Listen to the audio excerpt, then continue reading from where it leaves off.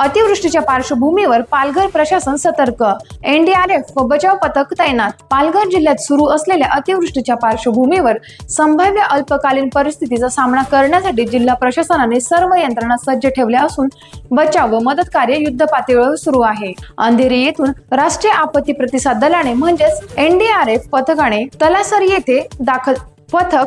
येथे दाखल झाले असून स्थानिक प्रशासनाच्या समन्वयाने आवश्यक त्या ठिकाणी बचाव व मदत कार्य करत आहेत। तसेच वसई विरार महापालिकेचे आपत्कालीन बचाव पथकही तलासरी येथे दाखल होऊन मदत कार्यात सहभागी झाले आहे। दरम्यान पालघर येथून एनडीआरएफचे आणखी एक पथक डहाणूकडे रवाना करण्यात आले असून तेथील परिस्थितीनुसार त्यांची तैनाती करण्यात येणार आहे। याशिवाय पालघर मधील एनपी पथक भारड म्हणजे चारोडी परिसरात सक्रियपणे बचाव व मदत कार्य करत असून स्थानिक प्रशासनाला सहकार्य करत आहे। जिल्हा प्रशासन परिस्थितीवर सातत्याने लक्ष ठेवून असून आवश्यकतेनुसार तात्काळ मदत व बचत कार्य राबविण्यासाठी सर्व यंत्रणा सतर्क ठेवण्यात आल्या आहेत। नागरिकांनी अफवा किंवा दिशाभूल करणाऱ्या संदेशांवर विश्वास न ठेवता केवळ जिल्हा प्रशासनाकडून प्रसिद्ध करण्यात येणाऱ्या अधिकृत माहितीवरच विश्वास ठेवावा असे आवाहन जिल्हा अधिकारी डॉक्टर इंदुराणी जाखड यांनी केला आहे।